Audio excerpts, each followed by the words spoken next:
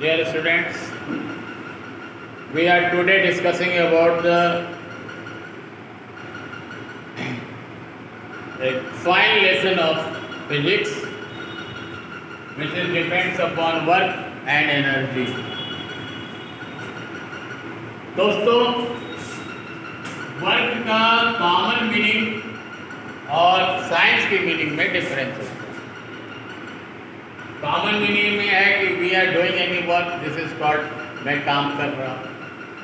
जैसे मान लीजिए कि आप पढ़ रहे हैं तो आप मेंटली रूप से काम कर रहे हैं, बट साइंस के वर्क का डेफिनेशन कुछ अलग होता है, उस पर कंडीशन लगता है। We get the conditional sentence which start from if a body, if a force is applied on a body, force is applied on a body,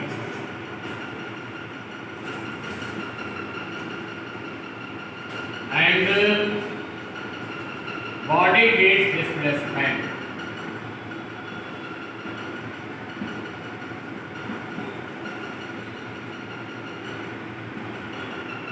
It is said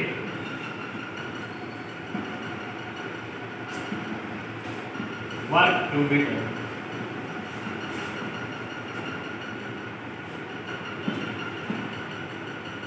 You draw your attention towards the statement which I given about the work. If a force is applied on a body, अगर कोई force किसी body पे applied होता है और body gets displacement, it is saying work to be done. If in a conditional sentence, यदि ऐसा होता है तो यदि कोई फोर्स किसी बॉडी पे अप्लाइड हुई, अप्लाइड होने के बाद डिस्प्लेसमेंट अगर होता है, इसे वर्क टू बी डन कहा जाता है साइंस की लैंग्वेज में। According to this definition, we got the formula of work. Work is equal to force into displacement.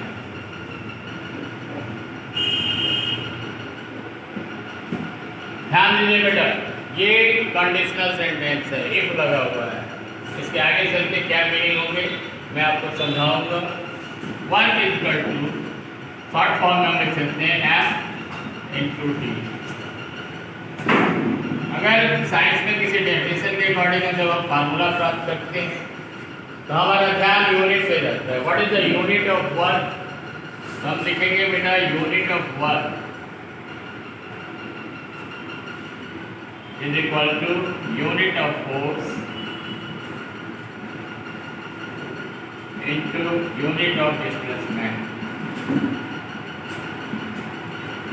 Displacement सबको पता है, what is the unit of force? Newton.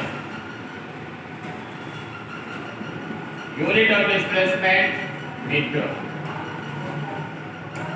We can get the formula Newton meter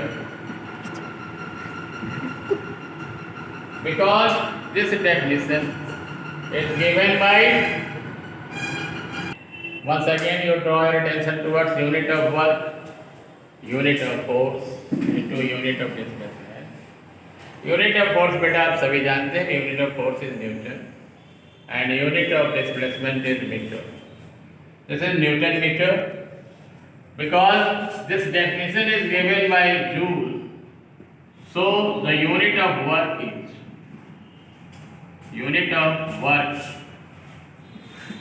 Joule.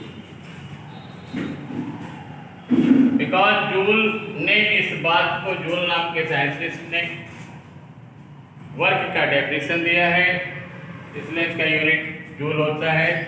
Now we define one joule.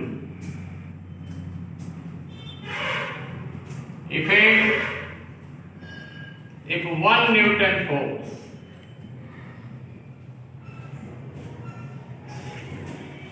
is applied on a body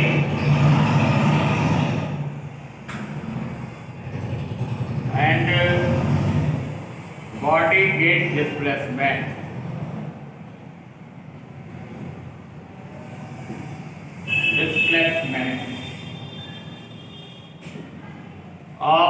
1 meter,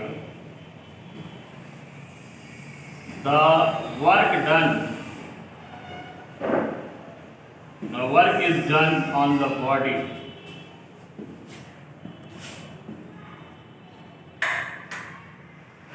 is equal to 1 joule. Now, once again I repeat it. The definition of work: if a force is applied on a body and body gets displacement, it is said work to be done. This is the conditional sentence. अगर आपने force लगाया, force लगाने पर displacement होता है, तो ये work to be done कहा जाता है. Work equal to force into displacement होता है. W equal to F into D. F is force, D is displacement. Unit of force, unit of work is equal to unit of force into unit of displacement, Newton meter. Keep it in mind, Newton meter is also first unit of work, second unit of joule, because joule नाम के वैज्ञानिक ने इसको बताया था. 1 joule is equal to, आपको सामने definition दिया है, if 1 Newton force is applied on a body and body gets displacement of 1 meter, the work is done on the body is equal to 1 joule. इसमें बेटा 3 कंडीशन है work का होना. Work हमारा कभी पॉजिटिव, कभी नेगेटिव और जीरो भी हो सकता है. अब हम लोग वर्क के पॉजिटिव, नेगेटिव और जीरो के बारे में समझते हैं कि वर्क कब पॉजिटिव होगा, वर्क की वैल्यू कब नेगेटिव होगी और वर्क का वैल्यू कब जीरो होगा. इसके बारे में थोड़ा सा हम जिक्र करेंगे.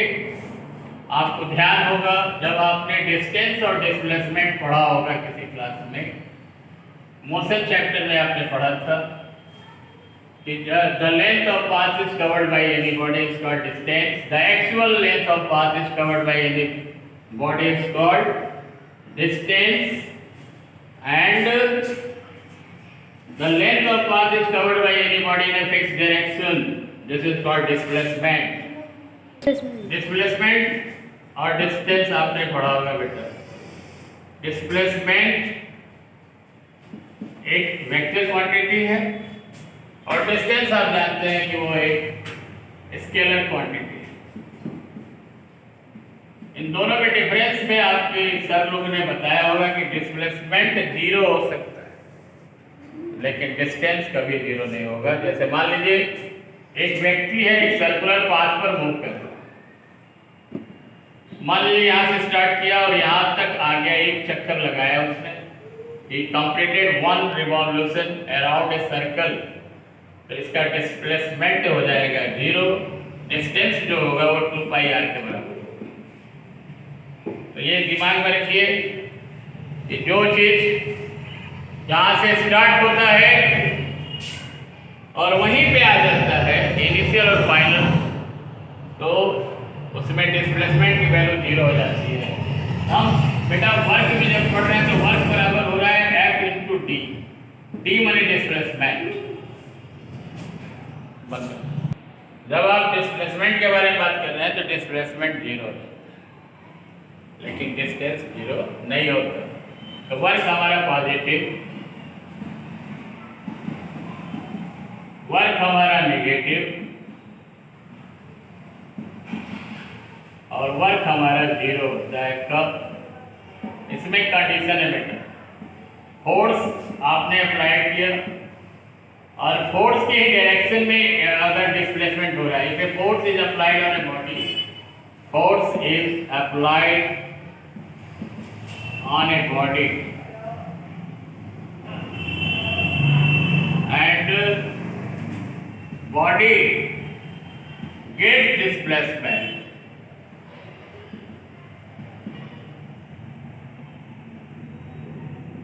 In the direction of force, in the direction of force, work जो डन होता है वो पॉजिटिव. अगर आपने किसी बॉडी पे फोर्स लगाया, if you force applied on a body, this is conditions, आपने फोर्स लगाया, बॉडी का displacement in the direction of the force होगा, तो वर्क डन आपका पॉजिटिव होगा। आपने कोई फोर्स लगाया, उसका एक फोर्स का डायरेक्शन होगा, क्योंकि फोर्स एक वेक्टर क्वांटिटी है, और जो डिस्प्लेसमेंट है, डिस्प्लेसमेंट अगर फोर्स के डायरेक्शन में नहीं है, फोर्स आप ईस्ट की तरफ लगा रहे हैं, डिस्प्लेसमेंट नॉर्थ की तरफ हो रहा है या किसी अलग दिशा में हो रहा है, तो वहां पे वर्क निगेटिव होगा। वर्क निगेटिव कब होगा? When you apply your force, जब फोर्स अप्लाइड कर रहे हैं तो उसका जो डायरेक्शन है वो फोर्स के डायरेक्शन में नहीं है, जो डिस्प्लेसमेंट, तो वहाँ पे वर्क नेगेटिव होगा।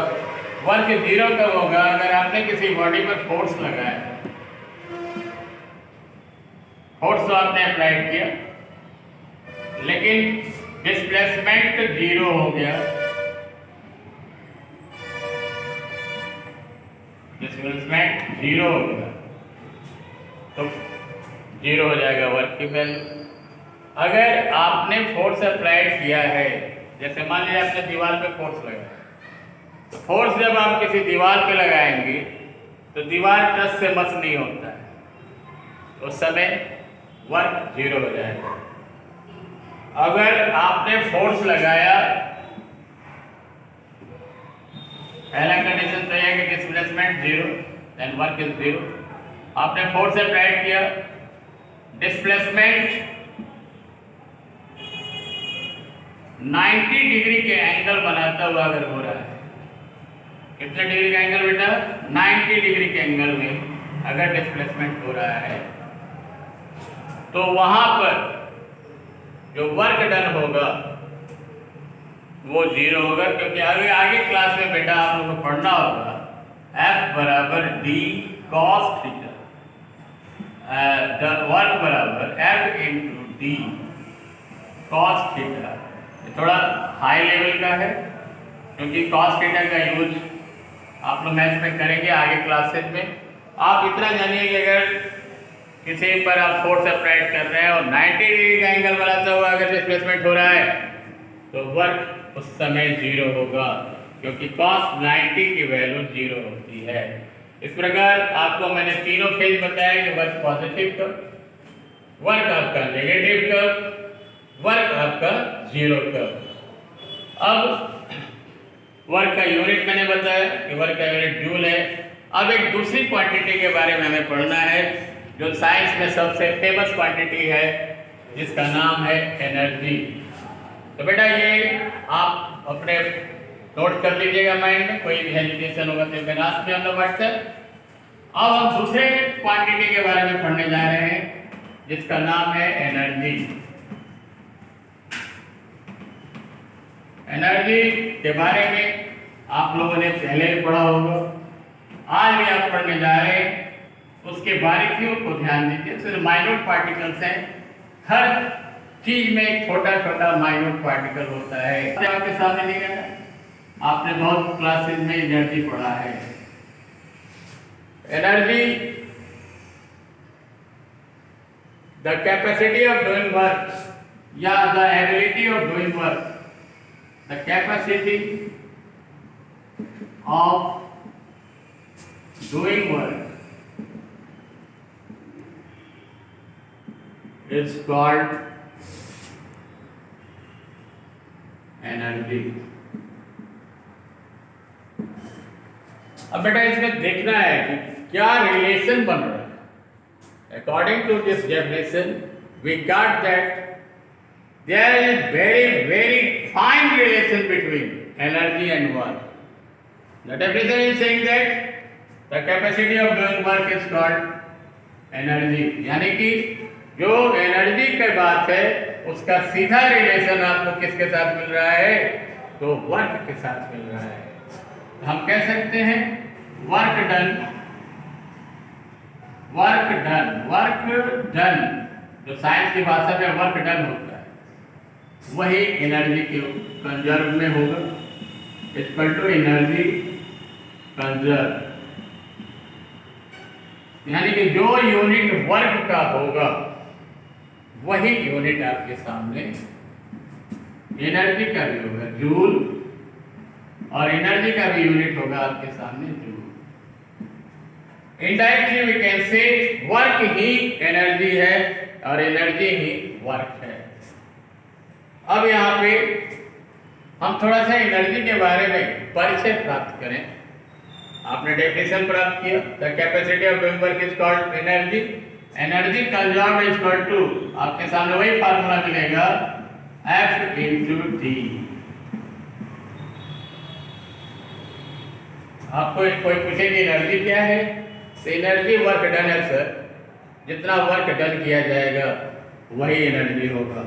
आपको आपकी जानकारी के लिए बता दूं, एनर्जी के बारे में हमारे एक साइंटिस्ट थे अल्बर्ट आइंस्टाइन, उन्होंने भी कुछ बताया है कि एनर्जी किसी भी बॉडी में उपस्थित एनर्जी उसके मास और वेलोसिटी ऑफ लाइट के स्क्वायर के बराबर होता है।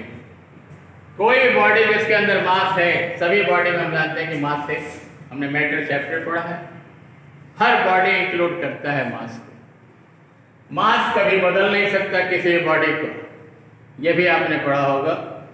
तो किसी बॉडी में मास अगर है तो उसके पास कितना एनर्जी है, E बराबर mc², E is equal to mc² is given by great scientist Albert Einstein. Energy E बराबर एनर्जी, इस फार्मूले में आप देखिएगी क्या है, एनर्जी, m क्या है, मास, c क्या है, velocity of light, velocity of light, जिसके बारे में आप जानते होंगे कि velocity of light 3 lakh kilometre पर सेकेंड, 3 लाख किलोमीटर पर सेकेंड होता है। एक सेकेंड में आपकी जो वेलोसिटी ऑफ लाइट होती है वो 3 लाख किलोमीटर जाती है। आपकी जानकारी के अनुसार समझ लीजिए कि अगर कोई वस्तु 1 किलोग्राम का है तो 3 लाख का आप स्क्वायर करेंगे तो इतना एनर्जी उसके पास होगी। यह फार्मूला अल्बर्ट आइंस्टाइन ने दिया था, आगे क्लासेस में आपको पढ़ना है। आज बेटा इस पर आ जाइए, आपने जो डेफिनेशन लिखा उसी पर हमने एक रिलेशन कायम किया। आप भी रिलेशन इसको कायम कर सकते हैं कि capacity of doing work is called energy, work done is energy conserved. अब थोड़ा सा हम एनर्जी के बारे में आपको इंट्रोडक्शन देने जा रहे हैं, इसको ध्यान से लिखिएगा।